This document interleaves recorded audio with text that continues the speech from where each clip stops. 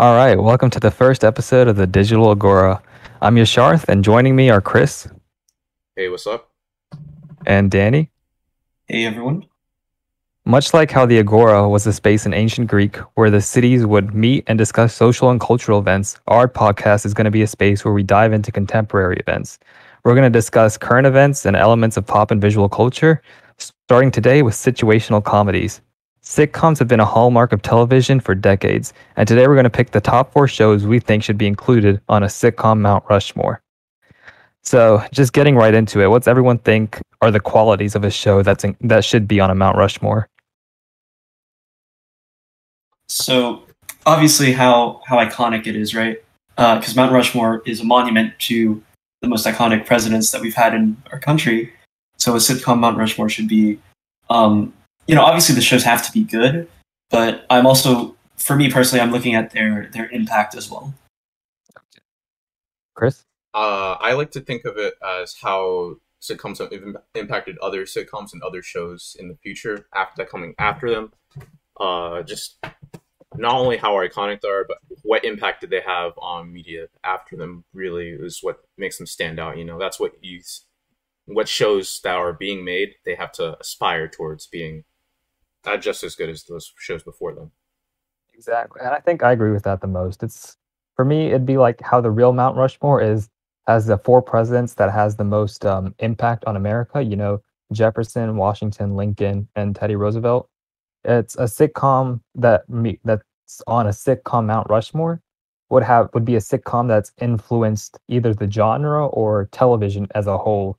It's had the biggest impact on that field. So, with that sort of criteria, we can just I think people have already thought of sitcoms they want to talk about. So, Chris, why don't you go ahead and talk about list the sitcoms that you've been thinking of. So I have quite a long list. I don't extensively watch sitcoms, but over the years I've watched quite a few. So of course I have The Office, both the US version and the UK version, which I watched fairly recently. A lot of the NBC sitcoms, so Community, Brooklyn Nine-Nine, Superstore, The Good Place, those Parks and Recreation, all of those come to mind as well. Also a few different ones like Broad City, New Girl. I would even say My Name is Earl. Those are ones that I've also enjoyed and I think are in the discussion for being iconic sitcoms. Okay. And yeah, like Chris says, a disclaimer for I think all of us. We've mainly we're all Gen Z, we're all college students. We haven't really gotten much experience in sitcoms or just in television shows that have aired before 1990. I've listed on my list, at least I've listed MASH and Seinfeld just because they're two of the most like widely cited sitcoms. They're two of the most viewed sitcoms, but I don't have much experience actually watching those shows. And that's just a disclaimer. We focus mostly on new age sitcoms. But yeah, Danny, what are some of yours? So most of the ones that I have on my list have already been mentioned. It's like The Office, Brooklyn Nine-Nine, New Girl. In addition to that, I also have Friends, which, say whatever you want about the quality. It had a really big impact on just like the world as a whole when it came out. I have Bojack Horseman as well, which I think is going to be somewhat controversial just because it's animated. So we can talk about whether or not that still means it can be a sitcom or not. It's Always Sunny in Philadelphia is the last thing I have on my list that I don't think has already been mentioned. Just because it's been a really long running show and it's still going strong. I don't know how many seasons it's in right now. Let me look it up. Yeah, it's one of the longest running shows. Yeah, they just I think the 15th season is starting soon or has already started. Yeah, and longevity is another criteria we have to think about when it comes to a sitcom being on the Mount Rushmore. But for my list, a lot of mine have been mentioned. Community was one. One that hasn't been mentioned is Arrested Development.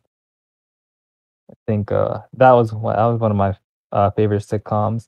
Friends was mentioned. Like I said, Seinfeld. I've not seen a single episode of Seinfeld, but I think just because of how popular it was back in the 80s. It should be on here. And then MASH, that came out even earlier. That was in the 70s. But it's the most viewed finale of all time, so that should also be on there, I think. And then let's see, Brooklyn Nine-Nine, already mentioned. So yeah, we have a pretty solid list to go through. And so yeah, we can just go ahead and start with the first on the list. And then what we can do is just go through the list, narrow it down, and then just keep narrowing it down basically until you've reached 4 final contenders for Mount Rushmore. So starting with The Office, do we think that makes first cuts? I don't really think we need to say anything about The Office. I mean, how many times have you seen the entire show, Yash? A good amount of times, I'm not gonna lie. At least I think you're approaching double digits soon, but like it's the Office was revolutionary when it came out, and it's still one of the most popular shows today. It's probably still one of the most viewed shows on any streaming service, even though it's been over for I don't know how many years now, but yeah, and it launched an entire new genre of like mockumentaries, and just that style of it was also one of the first sitcoms to get rid of a laugh track as well. Oh, I forgot what else I had on my list. I had How I Met Your Mother, and I had, what was it, Modern Family. All right, and next up is Community. Do we think Community makes first cuts? Now, this one is a tough one for me personally because I really liked Community, especially the first 3 seasons. But the problem with Community for me, and you mentioned this like longevity, right? It needs to be good, but it also needs to be consistent. It needs to be something that you can always turn on and it's always quality. And I think the general consensus is that there are, especially season 4, where the gas leak here in Community was noticeably worse. I would say most viewers found those noticeably worse, just because Dan Harmon was missing. Yeah, I think that's a fair point, but also I think you have to take into consideration that if we're letting The Office get by because of its impact, you also have to take consideration that season 1 of The Office and almost every season after Michael left, The Office was pretty bad quality as well, right? I mean, yeah, that is. I agree with these statements. So I think also just I would vote for Community to make it through just because I think as a sitcom and as a TV show, it innovated in a lot of areas that other sitcoms and other TV shows sort of just, take for granted. It was very unique as well. Yeah, exactly. Yeah. I don't know if I have it. Oh, sorry. Yeah, I was just going to say that I think that even season 4 relative to the rest of the Community was bad, but I think season 4 of Community relative to most other sitcoms is still better. That is a good point, yeah. All right. So I think we're going to let Community go through, but next up is Brooklyn Nine-Nine, which is one of the more recent shows. Personally, I'm on the fence with this one as to whether or not it could reasonably make it onto a Mount Rushmore, just because, the show's great, but I don't know if it's been around for long enough, really. I don't know what season it's on now. I haven't watched it in a while. But to me, it's good, but I don't know if it's impacted other shows yet to the point where it would be on a Mount Rushmore like you guys were talking about earlier. Just because it's so new compared to these shows that nothing's come out that it maybe like we'd have to wait and see if there's anything that takes influence from it, I guess. You know what I'm saying? Yeah. No, I agree with that. I think it's... Oh, Chris. I was going to say, for me, it doesn't feel like it's the type of show that's too awfully like innovative. It feels like sort of like to me personally, it feels like a comfort foods type of sitcom. It's safe. Kind of exactly what themes are going to be at play every episode, and it doesn't really push you like I feel like some of these sitcoms do, and push different story exploration. So I think Brooklyn Nine-Nine, even though it's a good show, it doesn't belong on a Mount Rushmore. Yeah, and I think that's the point I take as well. Like, it's a good show, but it's just too new for us to be able to assess the impact it's had on the genre. And also, it's just, yeah, it's like you as even just as a show, it's not as innovative or groundbreaking as other shows were when they debuted. So, good show, but not like hallmark enough to make a Mount Rushmore. Next up is Superstore, which I have not seen. So Chris I think he is the most experienced with this one. Okay, Superstore. Yeah, I believe I'm the only. Superstore. Yeah, I am the only one in this discussion that has seen Superstore. So let me explain it to you so I can make my argument why it should stay. Superstore to me, I think it takes a lot of the parts that are great about The Office when it comes to workplace comedies and how capitalism impacts like people's lives and how people like band together at workplaces, but also takes a little bit less positivity out of it. You know, it's a lot more realistic. It goes through the struggles of the characters, and I feel like with the struggles of the characters feeling more real and the problems and the conflicts that they face being more being that much more relevant and personal, I think any viewer that watches Superstore and sticks with it through the first like season or two will really come to enjoy it. And when they do enjoy it, they'll enjoy it a lot more than I'd say most other sitcoms. That's how I feel about it, of course. Do you think it's had the impact, or like, you know, it has the gravitas necessary for it to be on a Mount Rushmore? I think so, just because I think it's a unique take on the workplace comedy. I think it does a lot of things where it has a large cast because it's in a superstore, but it's still able to, you know, make you feel something about the characters and the problems they face and make them feel real, just like The Office did, but in a different way. Okay. So I haven't seen Superstore, so I can't really comment on its quality at all. But my question for you is like, it's a mockumentary style show, right?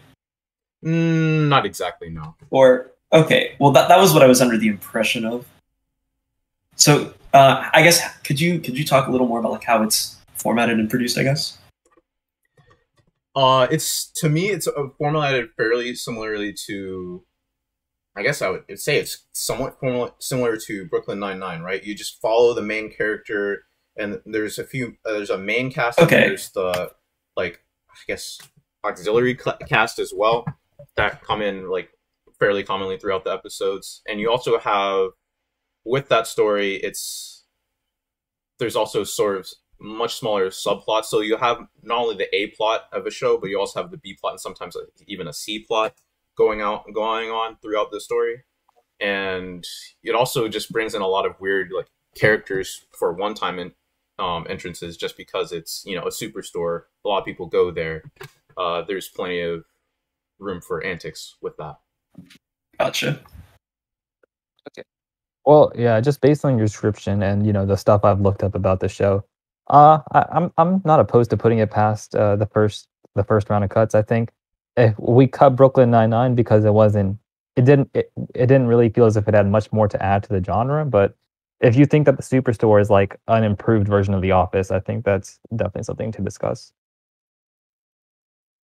And we can talk about it more, I think. Yeah. When we start asking the tougher questions. Exactly, yeah, the tougher questions. But yeah, next up is Parks and Recreation. Who wants to start with that one? I got a hot take. All right, let's go. I don't really like Parks and Rec. Oh, no. Okay. Oh, okay. This is a discussion to be had then. All right. Okay. To me, the problem I have with Parks and Rec is that it feels like you're watching a kids show, in the sense that everything is so happy-go-lucky, and it feels like there are never any stakes. There are never any stakes for the characters, so it's hard for me to like actually sympathize with them or feel anything when something good does happen, because you kind of are always getting the vibe that something good is going to happen. And there's nothing wrong with that being a show, but I think a sitcom, in my opinion, for comedy, like there should be something at stake. There should be something happening. You should be like feeling like there's something unexpected about the situations that the characters are in. Okay, Danny? I don't really have much to comment on Parks and Rec just because I haven't seen it in like 3 or 4 years. But from what I do remember about the show, that happy feeling is something that I personally value in a sitcom, because I think it's something that you should watch when, especially for me, when, not to get too much into my personal life, but when it's supposed to uplift you and make you feel well. So like, yeah, there aren't really like any emotional stakes like that or whatever, but the point of the show is to make you feel better, Yeah, and going off of that, I think, would it not be considered innovative to have a sitcom that decides to focus on the optimistic side of life as compared to so many other sitcoms who, get down in the mud? Especially with something like politics, where most people just like don't have a positive attitude towards, I would say. Yeah, exactly. So to take that premise and then juxtaposition it with just I guess the idea of just being positive and uplifting and stuff. I think that's a really enticing idea for a show. Okay, I mean, I think Also, okay, yeah, continue. I think sure, it's a good show. Maybe we can let it pass the first cuts, but I'm not sure if I want it on a Mount Rushmore. That's just my opinion. I kind of agree with you on that side, but for a different reason. But my thing is that I think as just a television show, Parks and Rec checks all the boxes. The characters are well developed and their development is very well handled throughout the course of the show. And I think that one rarity for Parks and Rec when compared to almost every other TV show is that no season dips in quality. Every season just gets better and better, starting from season 1 all the way to season 9. The finale is one of the best in sitcoms. It reflects the characters, and I think that in terms of stakes, maybe it doesn't have like exclusive stakes, but when she's running her campaign in season 4, or when she loses the re-election in season 5, there's stuff to talk about there. I suppose. All right. Well, we're letting it pass first cuts. We agree with that. Yep. Yeah. All right. Next up is New Girl.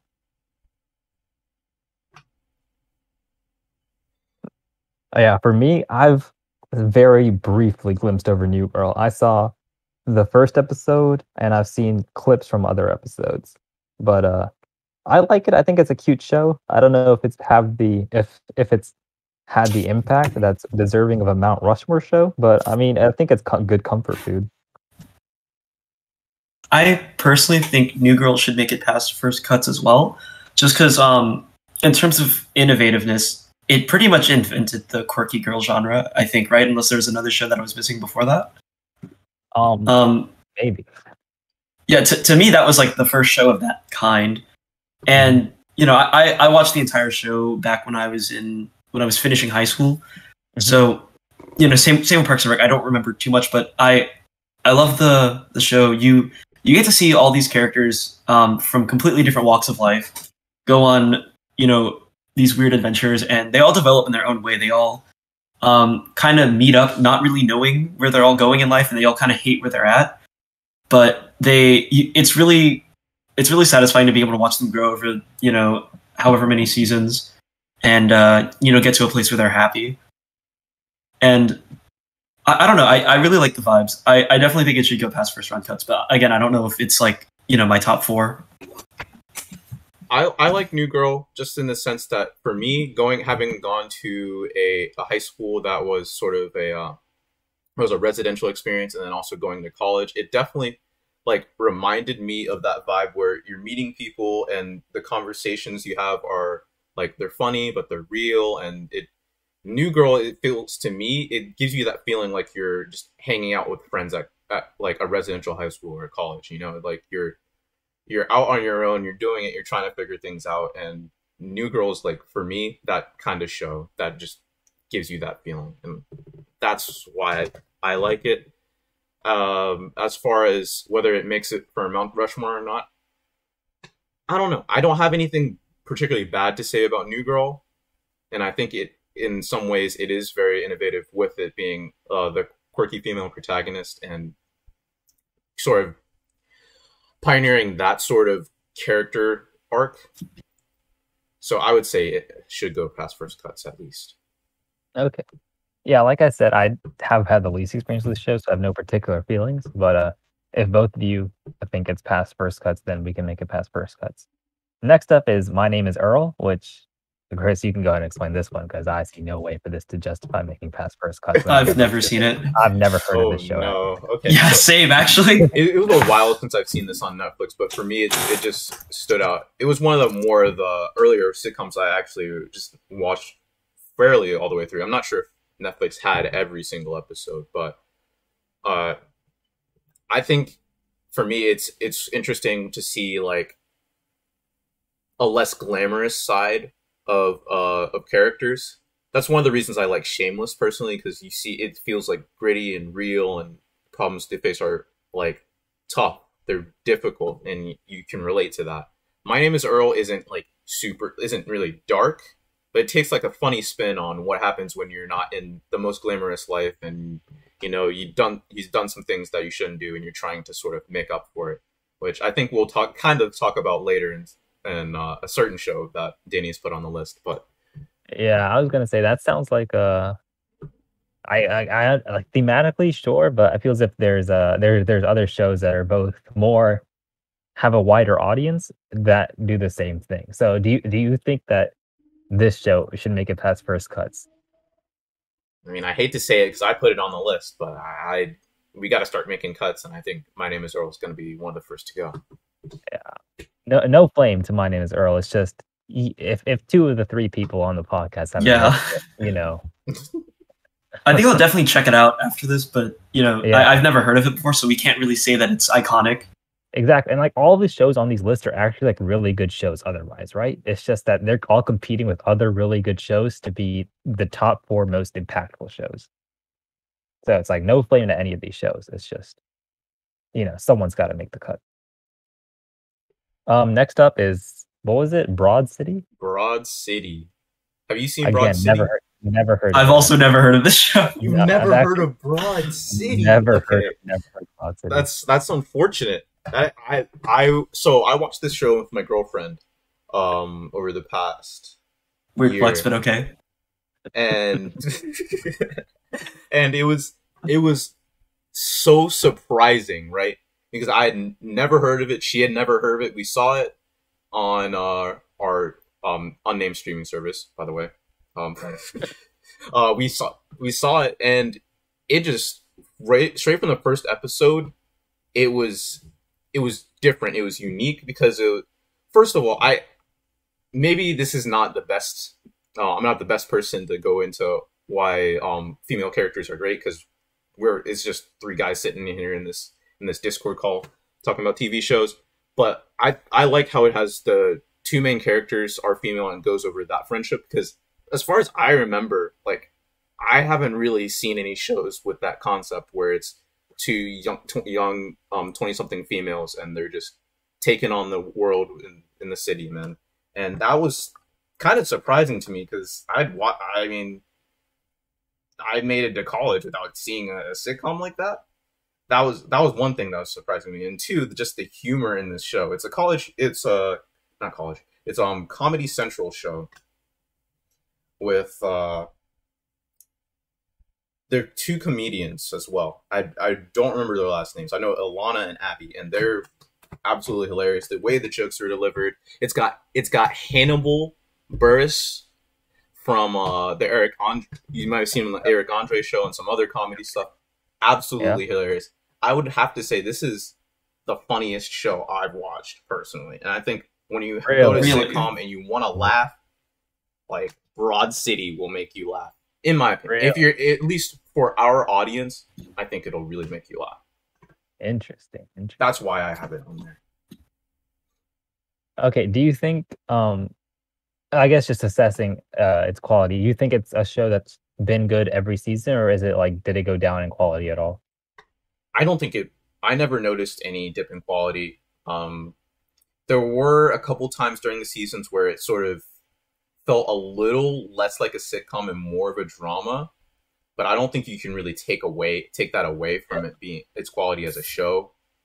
I do think it was just overall a really good show, and it got better over time. There are some characters I feel like where if you see them less, you're kind of missing that comedy aspect from those characters, because there's obviously with each character is a different like style of comedy, as you know, everyone has a different style of living. So you kind of feel that, and if you only vibe with certain types of comedy, I can see why you might see problems with that if there are certain characters you like that leave. But I think it was quality wise, it was consistent throughout. Okay. Well, I think what you said was true in the sense that you don't see a show with that sort of cast focus, and maybe that's definitely important enough to make it in the conversation. And if it's true and you say it's been consistent through all of its seasons, then I mean maybe. But one problem is if it's such a recent show, how can we really assess what it's done for the genre? You know. And another thing I have to say too is if we had to take My Name Is Earl off because like we've never heard of it before, then I think Broad City, regardless of quality, kind of falls into the same area, I guess. I mean, yeah, I do think it's not a super recent show. I think it's the first season was in 2015. I would say personally, I've seen a lot ever since like that 2016, 2017 like era. I think I've seen a lot more like sitcoms and comedy dramas about like with female comedians as like the primary characters. So I would say it has already started to have some impact. Whether you could really say it was that show or not that really pioneered it, I guess you could argue that. But I do think it has had some impact already. But I can see why, well, if it doesn't have the appeal that some of these other shows do on the wider audience, I think maybe you have to let it go. I just think it's up there in quality. If it had audience, I would say it definitely goes on Mount Rushmore. But all right, I'll highlight it in yellow then, just as a potential. Hold on. So I'm looking up Broad City right now, and so apparently it was formed from a web series, which started back in like 2009. So the fact that it started way back then and still got a show, that speaks a little bit for its longevity. But personally, I don't know if that's still enough for me to put it through. Yeah, I think it's we don't cut it, but it'll be something. It'll be a talking point. Yeah, we can keep it. All right. Next up after Broad City is show everyone knows, Friends. All right. A lot of Friends is actually one of the most controversial shows, but we can start with Chris for this one. I haven't seen Friends. Oh my god! Entirely. All right. Okay, but here's the thing, though. I don't want to watch Friends. Oh my god! To me, it just looks cringe. I understand it was from a different time, and the humor style is it's got the laugh tracks, right? Like I just can't do that. Laugh track adds heart, dude. Oh my! I can't. I mean, it was also filmed in front of a live audience. Yeah. I just can't. If you're gonna discount every single comedy with a laugh track, you understand how that's like cutting off like the godfathers of sitcoms, by the way, or the grandfathers, I should say. Like think of how many modern TV shows wouldn't exist if Friends hadn't been made. This is true. Okay, but I just don't. I don't like it. Right. The clips I saw, I don't like it. The memes I always see, I don't really like them. But as far as impact goes, I have to give it credit because it's everywhere, and definitely I feel like it influenced so many shows. So for me, I was the one who put Friends on the list, I think, and so let me preface this by saying I watched all of Friends, like 240 or 80 episodes or something like that in 6 days, back when I was in high school for some reason. But to me, the show has a lot of personal value because personally, it was the first show that my parents watched when they immigrated to America. So back when I was a kid, and you can think whatever you want. Sometimes if I was up late at night, I couldn't sleep or whatever. I'd watch with my mom or something. And honestly, the show's just iconic. Like nationally, dare I say, even internationally. I know that I know this for a fact, but one of the members of BTS, his parents like showed him Friends, and he watched the show, and that's how he taught himself English. So it it's literally like I don't know how you could not talk about the show when putting it on a Mount Rushmore. You know, quality aside, yeah, it's from a while ago. It doesn't age well anymore. If I rewatched it now, I would probably stop within like the first 2 seasons or something. Yeah. But I don't think you can deny it on a Mount Rushmore just because of the impact that it's had. Mm-hmm. I think I agree with Danny in the sense that, like, humor-wise, it falls behind a lot of the shows on the list. You know, a lot of the shows on this list have more jokes in like 3 episodes than Friends did in like an entire season, and that's quality-wise. You got to discuss that, but I think as a show, there's almost no sitcom that's reached as many people as Friends has. You know, everyone around the world, like, people know who Friends is, and I think just that clout alone carries it past the first round of cuts. I don't know how far it'll carry it, maybe all the way to Mount Rushmore, but I think that by itself should bring it pretty far.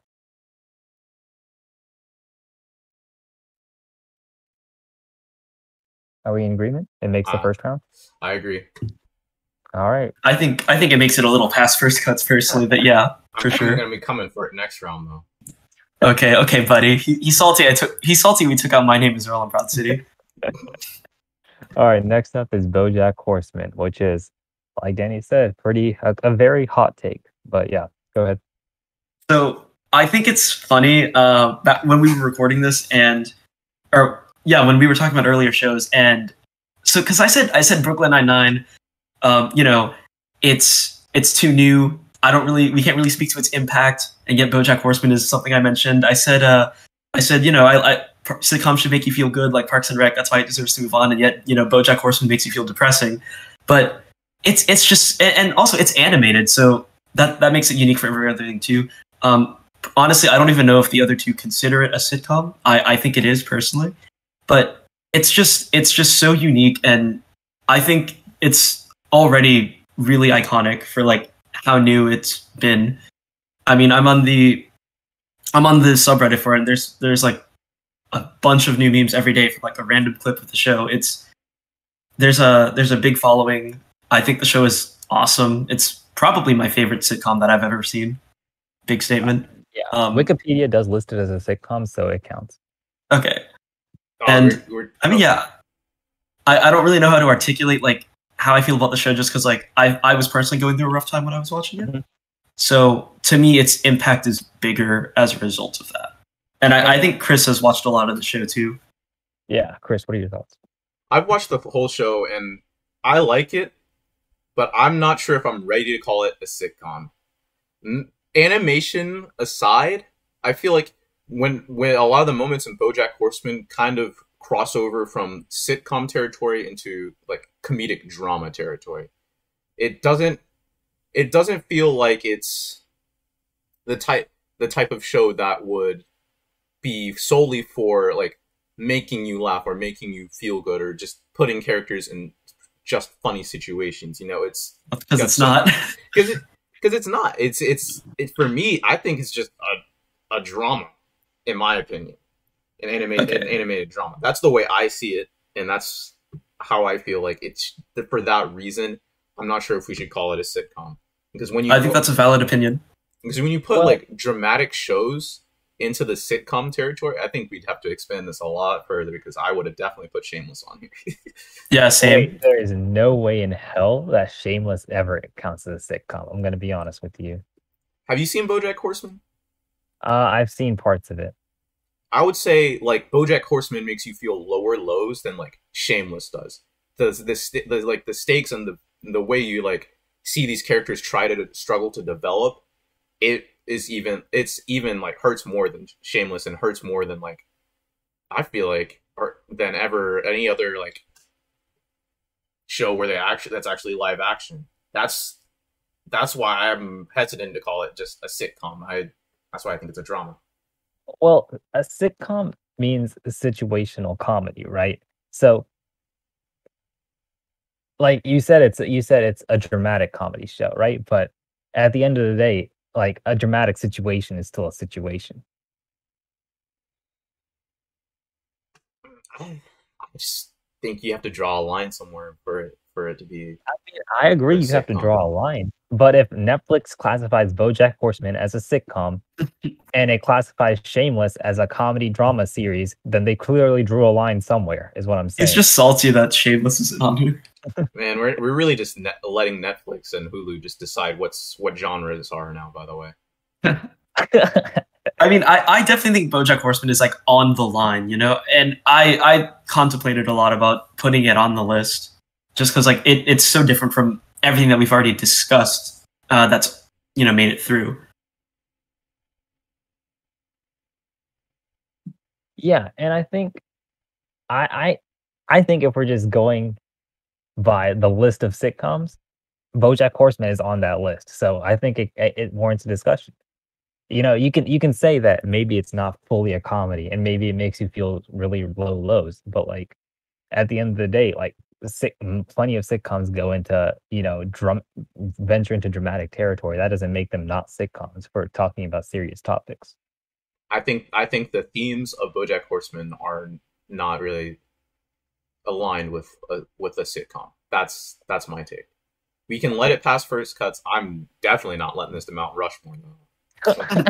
Well, okay, so you said that it's different than like traditional sitcom themes, right? Well, that's like what I'm trying to say because it's groundbreaking and it still finds a way to be funny and it still finds a way to reach a lot of people and make them feel something, you know? Because listen, my thing is, it's the same thing you said about A Good Place, right? Like a sitcom. What do you define as a sitcom then? As something because you said A Good Place is like iffy because it's too happy, and you're saying BoJack Horseman is iffy because it's too dramatic. I mean, so he wants to feel nothing. So Parks and Rec, I'm not arguing that Parks and Rec isn't a sitcom. I think it's too good to be. It's like too happy-go-lucky to be on the Mount Rushmore in me personally, or at least that's why. Maybe it can be on the Mount Rushmore, but I just personally don't like it. Does that mean it deserves to be there? I don't want it to be there because I don't like it. But for me, when you try to push like BoJack Horseman over like the genre line and say it's a sitcom, that's just the thing for me. I'm not going to say that The Good Place or Parks and Rec. I'm not going to say those aren't sitcoms because I think they are. Good Place is not a sitcom. I will say right now, Good Place is not a sitcom. Do you want to explain this take real quick? No, okay. Good Place. The reason I didn't put Good Place on my list, despite it being a really good show, is because, in my opinion, what's the word? One of the things about a sitcom is that each episode is kind of a contained plot point. Like each episode, usually most of the stuff gets resolved at the end, and it happens within itself. Maybe with some setup for future overarching arcs, right? The Good Place told a continuous story with each episode building onto a previous one.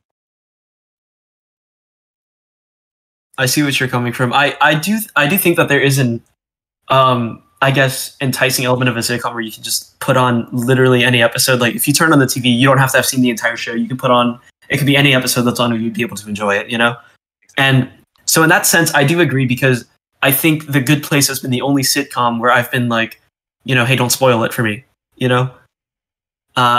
I don't really think you could spoil too much with The Office that isn't already like telegraphed or something. Community is kind of the same, and so I think I would still categorize The Good Place as a sitcom, but I definitely understand your reasoning.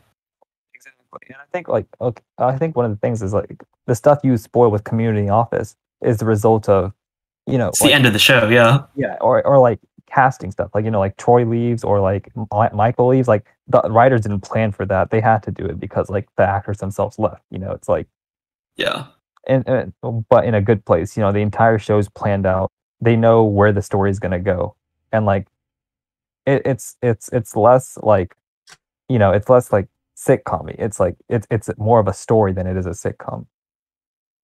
Okay, if that's your definition of a sitcom, then why does BoJack Horseman go through? Because I would say BoJack I agree. Horseman is BoJack Horseman also threads that line. Okay. If that's your reasoning. I mean, I guess I haven't seen enough of BoJack Horseman to know about that, but if both of you say that that's how it is, then yeah.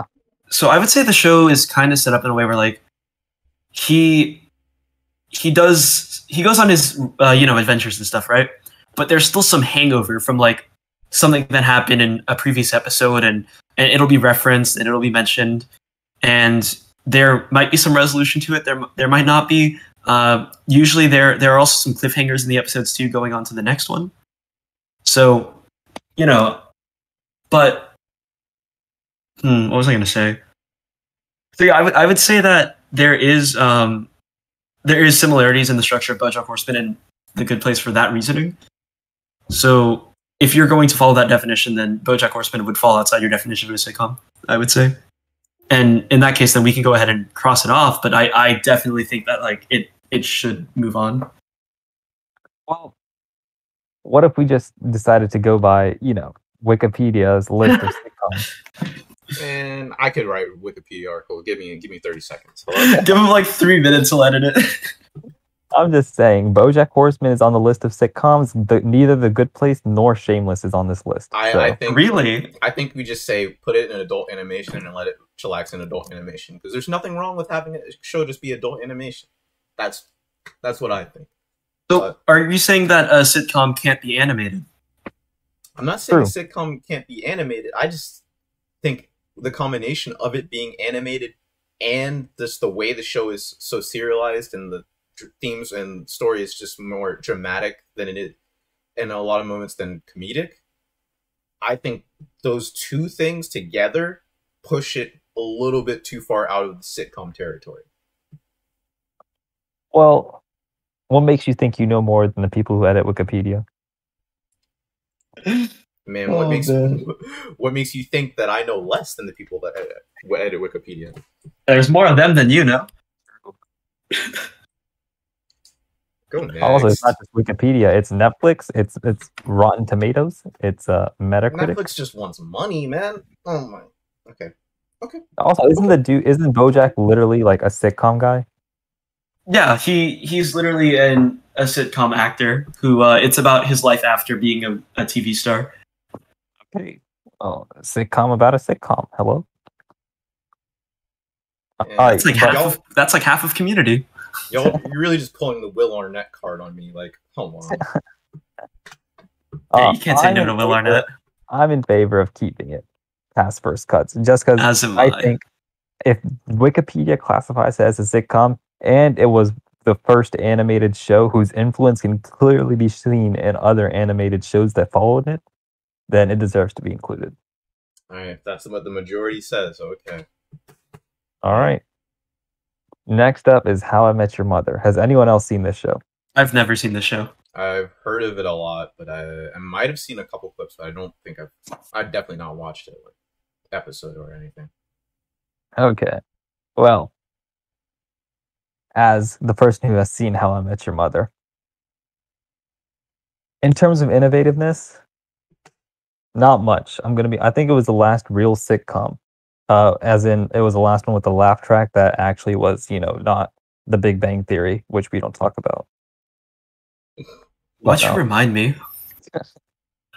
No, How I Met Your Mother was a good show, but I think the big thing with it is that it was really good. I think it's the best comfort food show. I think we talked about. I think we talked about like Friends or like Parks and Rec as comfort food, but How I Met Your Mother is. That and Parks and Rec are tied for my two most favorite comfort food shows. But I think it suffers from the finale being terrible.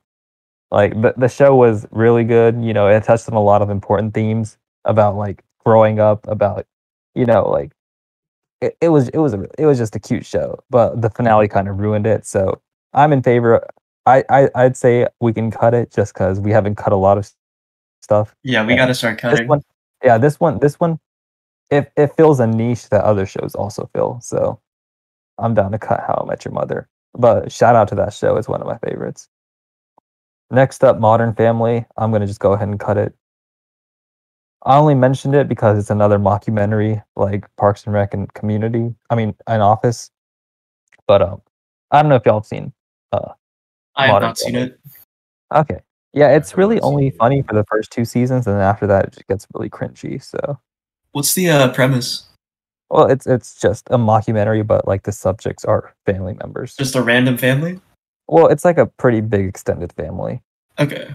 that lives in LA. I mean, it's kind of cute, but like by the third season, it starts to run out of steam, which is pretty early to be running out of steam. But you know, Yeah. all right. It's Always Sunny in Philadelphia. All right. So this was my addition to the list, and all I have to say is the show is like. Can we swear on this? Yeah. The show's fucking hilarious. Like, I watched all of this show. Shout out to my roommate Aiden if he ends up listening to this. But so he showed me the show my freshman year of college, and it was something that we did together. We would watch every week when there was a new episode out, and then over the summer, one of the summers, I watched the entire show in like 3 weeks, I think, all the seasons. So it's really funny. There are so many iconic moments. The show is a little more niche, but I think its longevity and the fact that I still think anyway that it's really high quality. I think that definitely stands to give it an argument for being on the Mount Rushmore. Plus, it's got Danny DeVito. I mean, do we have to say anything else? Well, How I Met Your Mother has Neil Patrick Harris. So if we're just going to shout out famous actors, Danny DeVito is a lot easier to say than Neil Patrick Harris. okay. But my problem with It's Always Sunny is Chris is the opposite of Chris's problem with Good Place. I mean, Parks and Rec. I think that It's Always Sunny is just too fucking cynical for me to be able to sit through and watch. That's understandable if you want to watch sitcoms to feel better. Yeah. But I agree, but for me the cynicism is an appeal of the show. When all of those sitcoms are like the same way, mm-hmm. it's groundbreaking in that regard. It's innovative. It does something different. And I mean, the show literally did a whole episode telling the Emmys to go fuck themselves when they didn't get nominated for one. Like, it's great. I haven't seen it. Been surrounded by memes from it though, which already I think speaks to its appeal and its audience. But I think it gets through.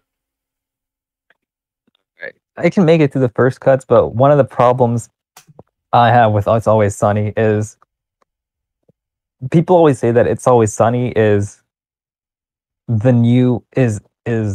this generation's version of Seinfeld, which I think is a discussion to have when we reach Seinfeld, because if we're talking about a show that literally influenced It's Always Sunny, then it's like, which one? Then I think Seinfeld would definitely get on over it. Yeah. Personally, I've not seen Seinfeld though, and I don't think any of us have.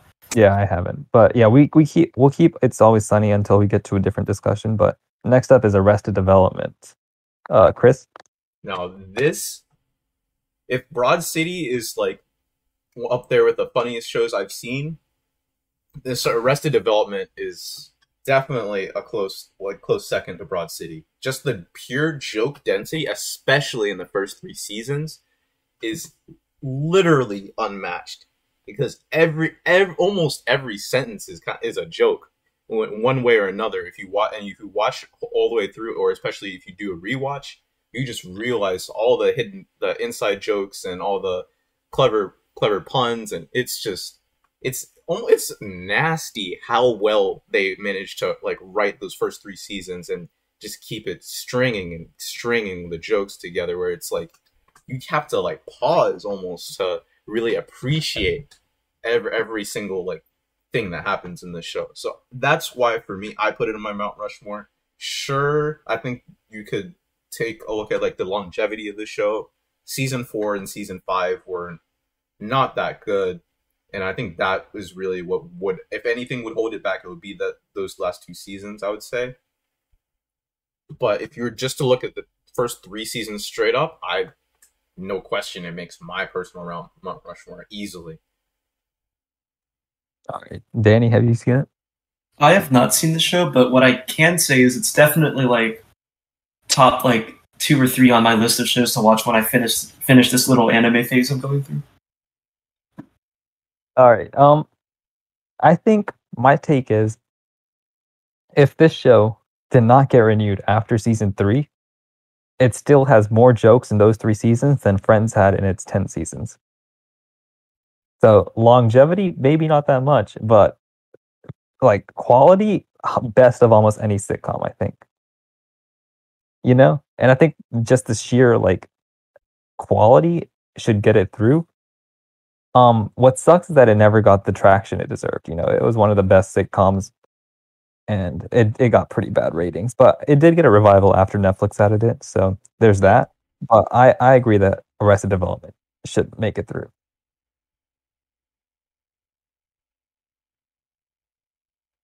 All right, we good with that? Sounds good. All right, next up is Seinfeld. All right, none of us have seen Seinfeld. I'm only going by statistics and what I've read after like looking it up on the internet for a while. Apparently, like to me, Seinfeld's boring as hell. I can't ever watch it. But apparently, if Seinfeld inspired almost every other sitcom that came after it, because like It's Always Sunny, its characters were just assholes. Like the characters, like apparently, like the reason it got so much traction is just because it took everyday occurrences. Like one of the episodes was about waiting for a table at a restaurant or something like that, and like it just stretched them out into whole scale like comedy situations. And it was the first show to do something like that, and almost every show like sort of copies it in that sense now. So I think you kind of have to put it in there as just like put it past first cuts at least, just out of like the influence it's had on the genre, even though nowadays it's pretty, because of all the shows it's inspired, it doesn't seem that original.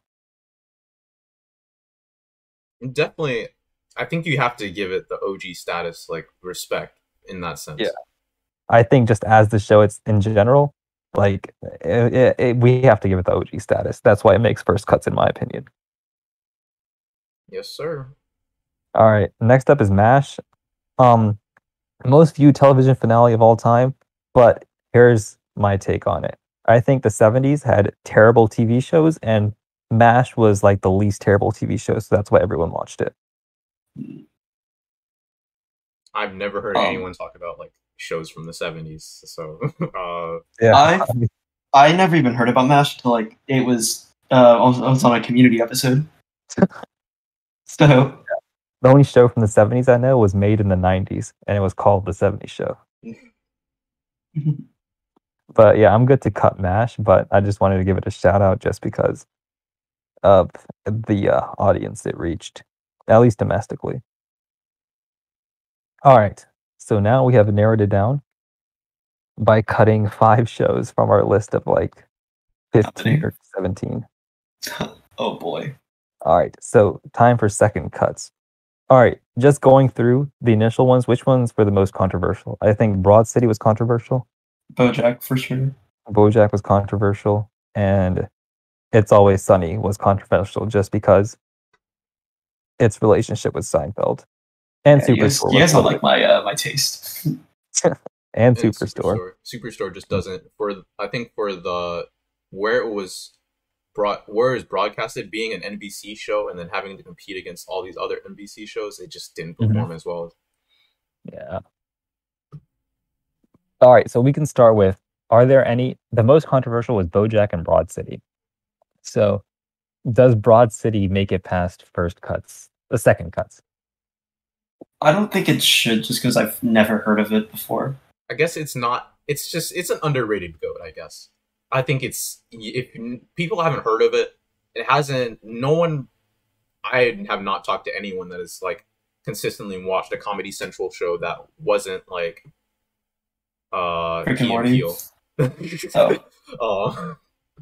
Rick and Morty's not on Comedy Central. Rick and Morty is not on Comedy Central. I'm on something right now. So I think because of where it was, it just can't make it. Now, I doubt that if we're on a more popular platform, that it would have been like produced the same. But I think the show was great. It's like its influence is questionable because of it's just so underrated and no one really talks about it. So yeah, and that's like, and you look at Presidents, that's a similar thing, right? Like, like Ulysses S. Grant was a pretty good president. I mean, like he did the Reconstruction era pretty well, but you can't put him on Mount Rushmore, because he doesn't have the same clout as Lincoln or Teddy. And I mean, so it's like it's they're really good show according to Chris. And I mean, I don't doubt it. I think just from looking at it, the reviews look really insane. Like I think all the critics really like it. But I think if we're doing a Mount Rushmore, some things you've got to cut out some shows, and I don't think I don't think you can justify a show like Broad City when it hasn't attracted yet the gravitas that other shows would have had. But I think one interesting argument to make is that if we take each edition to a Mount Rushmore as a show that's been the best in its particular category, right? Like let's say The Office was the best reaching mockumentary, and then let's say Friends was the widest reaching traditional sitcom with a laugh track. Then I could see an argument made for Broad City that it's the best sitcom that's what's the word? It's the best sitcom that's promoted feminism or something like that, It's like Yes. yeah. So if we say that each face on Mount Rushmore is a champion of a different aspect of culture, then maybe there's an argument to be made for Broad City. But that's not what we're making. We're saying it needs to have all the factors that we discussed, and Broad City is just lacking in audience. Right. Yeah, so I think we're all in agreement that Broad City, it's really innovative, and it's what is done, at least from what Chris is saying, for feminism is really impressive, but it just doesn't have the audience or like the wide range yet to put it to justify putting it on a Mount Rushmore. So I agree with everything that Josh just said. Chris, you good with cutting your show? I guess. He's so sad. Right. I'll watch an episode tonight just for you, buddy. Yeah, no, but anyone who's watching should go watch Broad City because I'm pretty interested in it now as well. Next up, Superstore.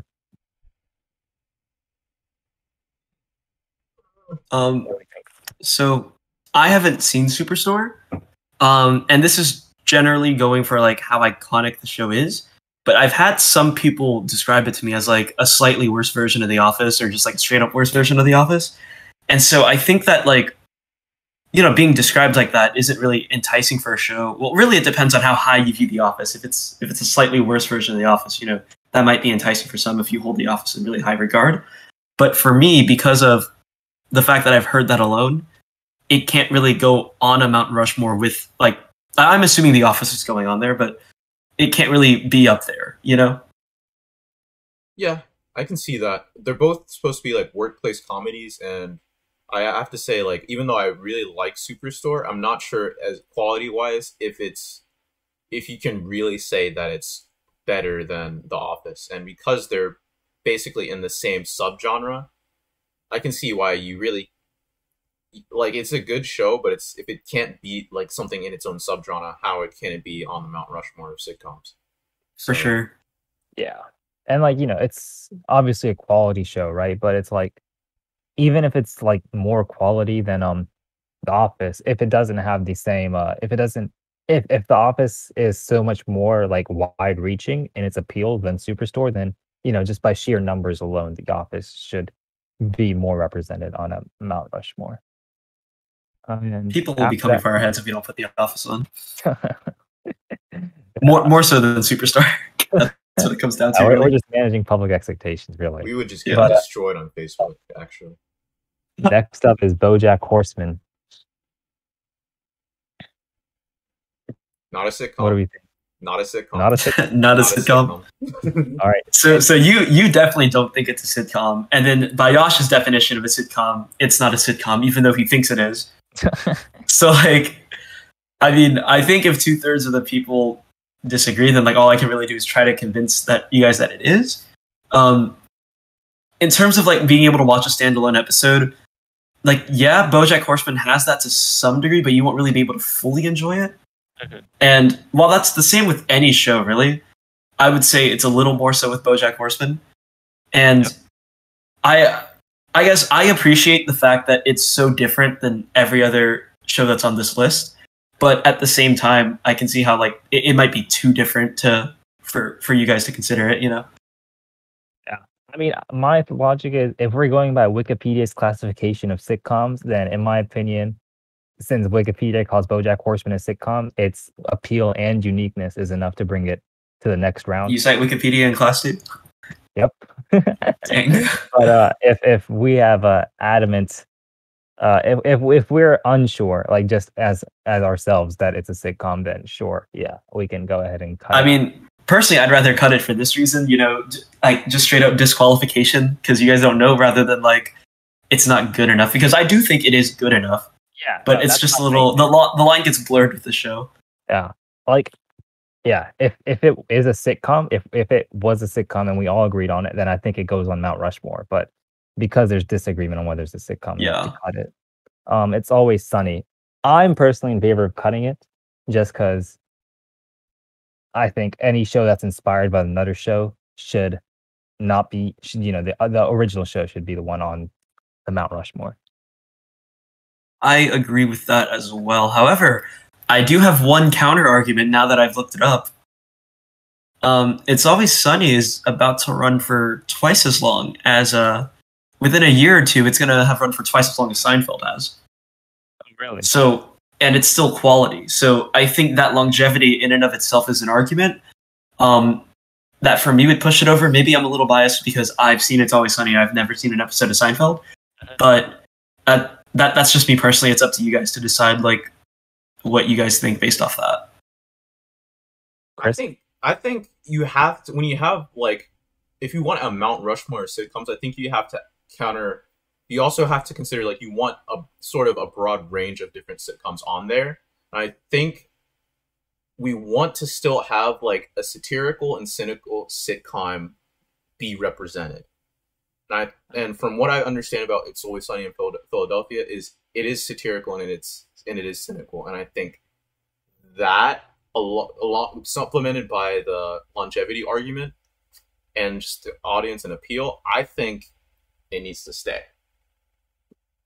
Okay, but what if I said that the audience and appeal is still less than Seinfeld was back when Seinfeld was airing? That is true. It's the show has more of a cult following now, I would say, than mainstream. So that is another thing to consider. Also, like a Mount Rushmore is like it's meant to pay respect to OGs to a degree as well, right? I guess, yes, sir. Yeah. So I'm in favor of cutting It's Always Funny and keeping Seinfeld, but I don't know. I think honestly we should pivot the discussion to whether or not we cut New Girl. Ooh. So for me, I think New Girl is a great show and it's innovative and stuff, right? But does it hold up to the other ones in terms of just how iconic it is, And I think my answer for that is unfortunately going to be it's going to have to be no, unfortunately. I agree, and my answer is also no.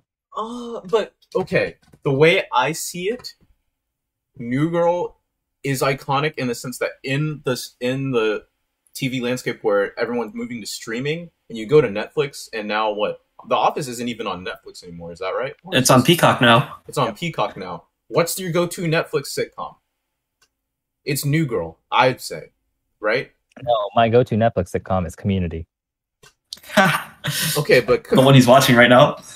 But the thing is, New Girl, I haven't looked at the numbers, but from what I understand, Community wasn't as popular when it was coming out, and probably still isn't as popular now as New Girl is. That's also true. Like New Girl has to. Let's compare subreddit sizes. I don't think that's a good way to figure this out. All right, let's see. Community TV show. Okay, we're gonna look at Wikipedia ratings. All right, how many ratings? I want to see Wikipedia ratings. I want to see the Netflix viewer numbers. That's what I want to see. Dude, oh my god! First of all, that's unfair because Community was more recently added to Netflix than the other. You just look at the current. Just look at the current in the past. Oh, the other show. You don't want to put it through, and now you don't even want to call it by its name. Okay, Community's okay. Wait, New Girl actually a little bit. Also had a little bit more viewers. I would say both shows are innovative in their own right, though. Community premiered with 8 million. New Girl premiered with 10 million. But Community ended with 3 million. New Girl ended with 1.5 million. Okay, what about Netflix views though? Wait, it's also important to consider. Didn't like the end of Community? Wasn't it on YouTube? It wasn't even on TV, or not YouTube, Yahoo. It was on Yahoo, yeah. Yeah, not even on TV, by the way. And so I think that is an important thing to consider. It was on a platform that less people used, and it still had more numbers. Okay, what about streaming performance though? That's the real question. Okay, Community is on both at Netflix and Prime, so I think just by combined views, it gets more than New Girl does. I just think New Girl's more iconic, at least for Netflix. I think when I think of the Netflix sitcom, I think of New Girl. I think Community did more for TV than New Girl did. It did more, maybe, yeah. Does it revolutionize things? Yeah. I don't think we have to cut Community or New Girl. Those would both be on mine. So you have them both on yours? I have them both on mine at this point. Okay. All right, Parks and Rec. I'm in favor of cutting this one, even though I think quality-wise it's better than The Office, and reach-wise it's comparable to The Office. But I think that's a spicy take. The first one you had. No, I think Parks and Rec is the best mockumentary made. That's my take. That's fair because The Office did like sort of create it in a sense, so it's reasonable that like you think another show went along and refined it. Yeah, I think Parks and Rec was a better show quality-wise, but I think The Office created the genre, right? Like for the most part. So I think Office deserves. The Office gets the go-ahead. Yeah. Well, The Office UK created the genre. You can argue. Okay, that. Sure, but you know. I don't know if we're. Okay, when I say The Office, do you think of the US version or the UK version? The UK also created the US, but here we are. Yeah, they don't get credit for Mount Rushmore, do they? Also, do you consider Arrested Development a mockumentary or no? No, no one's getting interviewed at all. Okay. All right, so are we all in agreement that Parks and Rec doesn't make the cut? Yeah, I agree. I don't like it. I'm actually like surprised. I thought I was gonna have to fight you guys on this one. I mean, like if we were we think it's good. Yeah, I think it's better than The Office, but I think The Office just as in terms of innovation and appeal edges it out.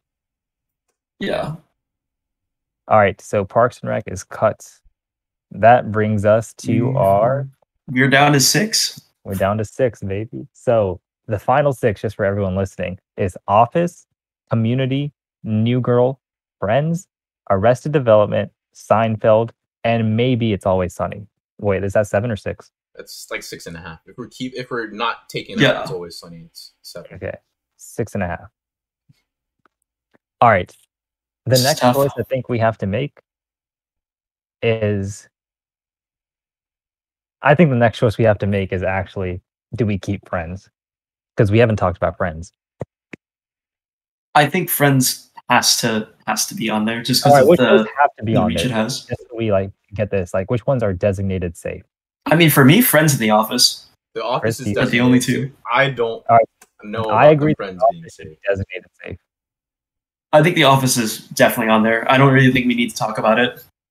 I think Friends is designated. I think the decision should be between Friends and Seinfeld as being designated safe in terms of being the OG of Mount Rushmore. I think Mount Rushmore should have one OG, and it should be either either Friends or Seinfeld. Let's compare numbers, I guess. Seinfeld has more Friends viewers. and Seinfeld. Seinfeld has more viewers than Friends. Yeah. But is Seinfeld is considered to be more of a quality show, or at least more impactful on other sitcoms? Wouldn't you say that? Yeah, it's also just been better received by like critics than Friends has.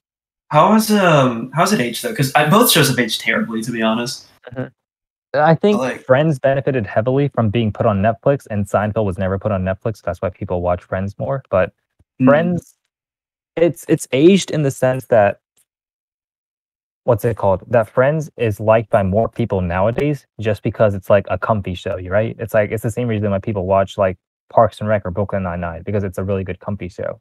But in terms of like going by humor and consistency, Seinfeld is funnier in terms of what most critics say. Like the jokes are just like better developed and better written, and it's also what's the word? It doesn't dip in quality. Like it gets better, or it stays good throughout. When Friends does dip every now and then.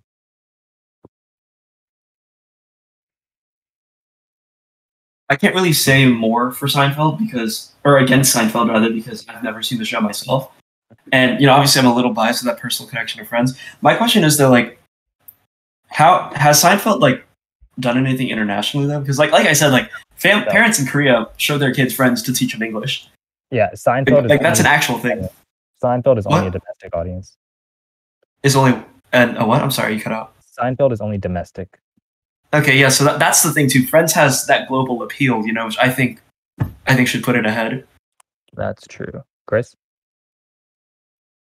I mean, yes, Seinfeld is more of only a domestic audience, but also we're looking at only like American and North American shows. Are we not? Is MASH American? MASH is American. MASH is American? Set in Korea though.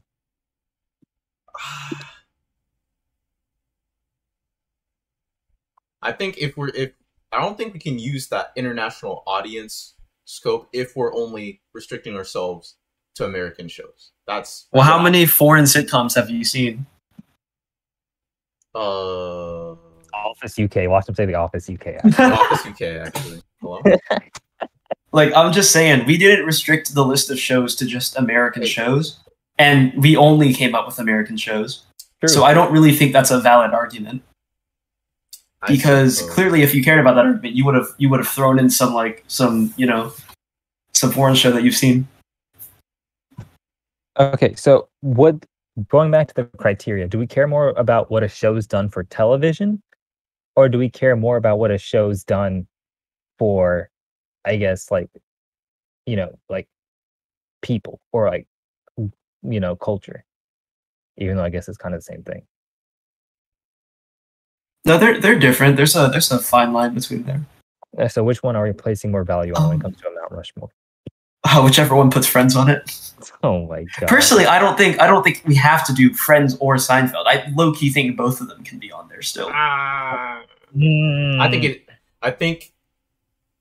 So my reaction when you said that was that if it has both, I'm like, okay, no, Seinfeld has to go. That was my innate reaction. And I think because it reached more people, and I think it continues to have more impact on people.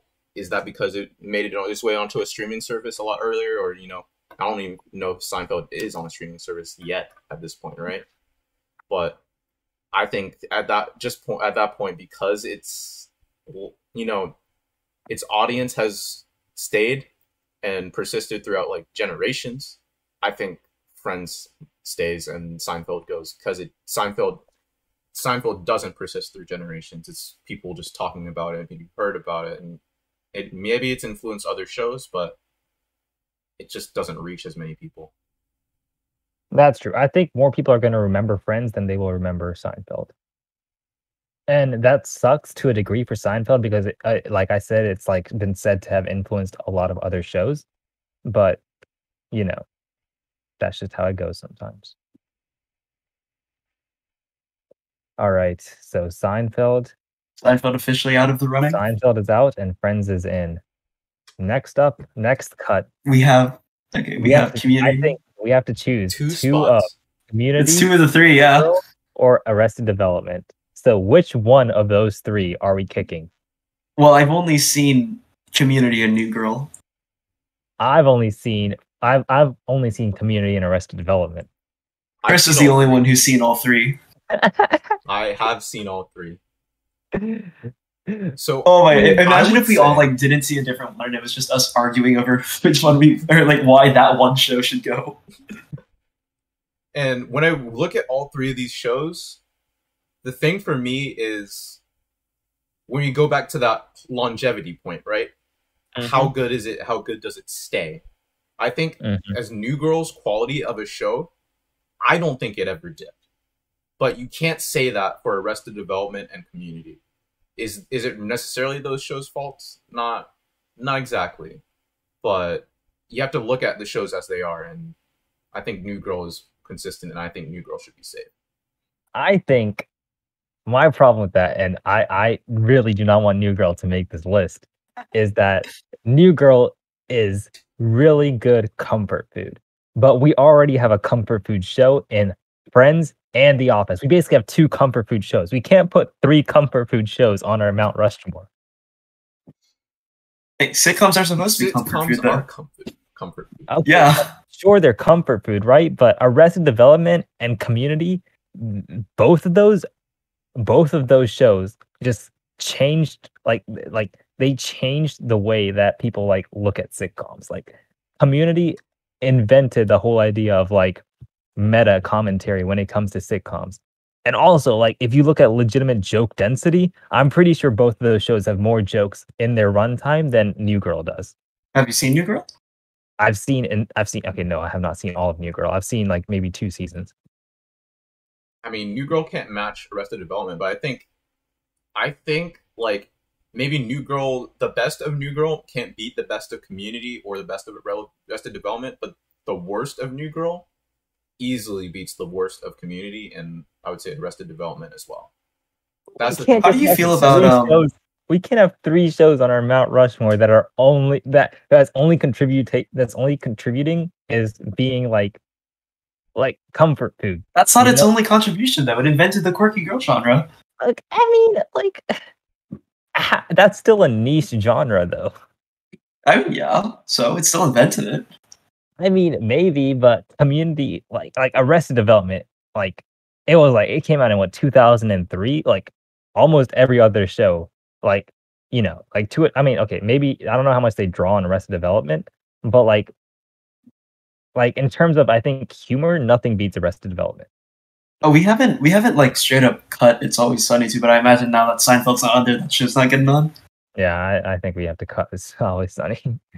I wanted a slot for like, the cynical side of sitcoms because because I don't know anything about Arrested Development, but like, the Office and Friends are both like relatively feel good shows, like Yash says, and like I was reminded by that when you were like, we can't have like 3 just comfort shows, and that's kind of why I want to push for It's Always Sunny to be on there still.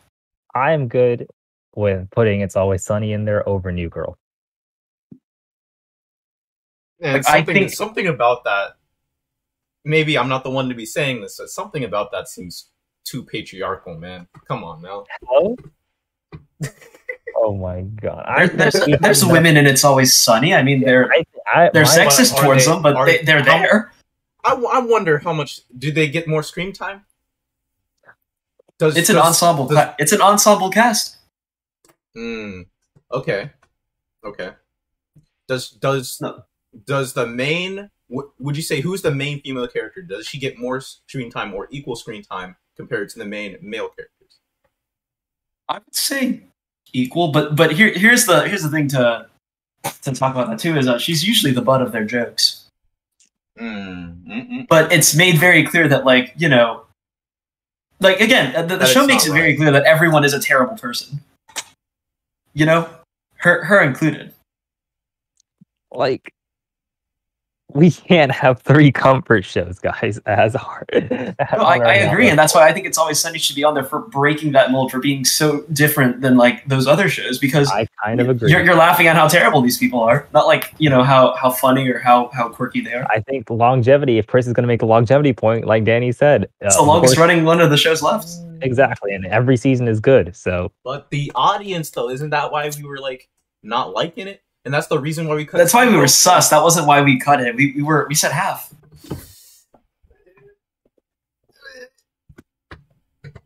I don't know, man. I don't. It sounds like it's 2-1, Danny. So I mean, it does sound like it's 2-1. So guess what? Now our decision is harder because you have to pick one show between Community, New Girl, and Arrested Development. No, we're not. What a hole you just dug yourself into. Community Girl. No, New Girl is out of the question. You think so? If it's, I would also agree. Just because, like, honestly, as great of a show as New Girl was, and as much as I liked it, I don't really remember too much from it. I'm going to be completely honest. Actually true. Like, it's awesome, but, like, when I was, and I'll fight for it if it's, like, if I can put 2 out of the 3 that we've mentioned, But when I was coming up with my list, I low-key forgot New Girl existed. Shame. Which, honestly, that alone, like, I think is enough of an argument to... I guess, yeah, it detracts doesn't have from it. as many memorable moments. I can see And now that. I get to sit back and watch as Josh and Chris argue over Arrested Development or Community. Maybe it's recency bias. I think Community wins over Arrested Development, but maybe that's recency bias on my part. Have you seen the finale yet? No, I haven't seen the finale. Okay.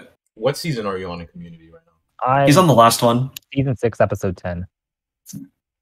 So you basically watched the whole thing, almost. Yeah, yeah.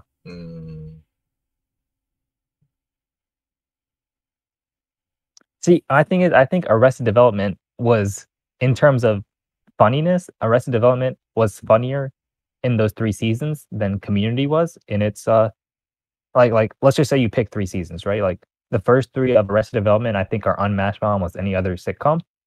But I think Community did more with what it was given, you know?